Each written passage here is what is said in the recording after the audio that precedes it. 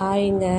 எல்லோரும் எப்படி இருக்கீங்க? இன்றைக்கி நம்ம வீட்டில் மருதாணி எப்படி அரைக்கலான்னு பார்க்கலாம் வாங்க.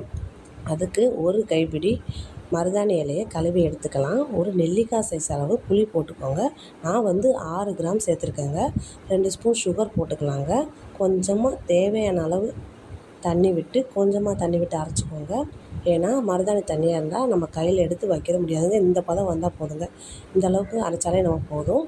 இப்போலாம் யாருங்க மருதாணி வைக்கிறான்? எல்லோரும் கோன் வைக்கிறாங்க. டிசைனாக புதுசாக ஏதோ ஸ்டிக்கர் ஒட்டி மேலே அப்படியே கோனை தடவிட்டு இப்படி உரித்தோம்னா ஸ்டிக்கரில் அழகாக அப்படியே என்ன அச்சிருக்கோ அதை அப்படியே விழுகுதான். எல்லாம் இப்போ அப்படி தாங்க ஃபாலோ பண்ணுறாங்க.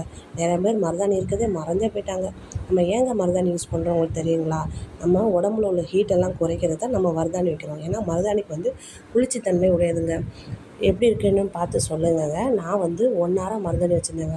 மருதாணி வச்சு 1 ஹார்லேயே நான் எடுத்துட்டேன். டேரெக்டாக நம்ம எடுத்தோடனையும் தண்ணி வச்சு கழுவ வேண்டாங்க. லைட்டாக ஆயில் வச்சு அப்ளை பண்ணிவிட்டு ஒரு காட்டன் துணியில் நம்ம துடைச்சி பாருங்களேன். அவ்வளோ அழகாக இருந்ததுங்க. நீங்களே பாருங்களேன் எப்படி இருக்குன்னு. எவ்வளோ ரெட் கலரில் வருது பார்த்துருக்குங்களா? இந்த மாதிரி உங்களுக்கு ரெட் கலரில் வரணும்னு நினச்சிங்கன்னா நீங்களும் இந்த மாதிரி ட்ரை பண்ணுங்கள். பாய். தேங்க்யூ.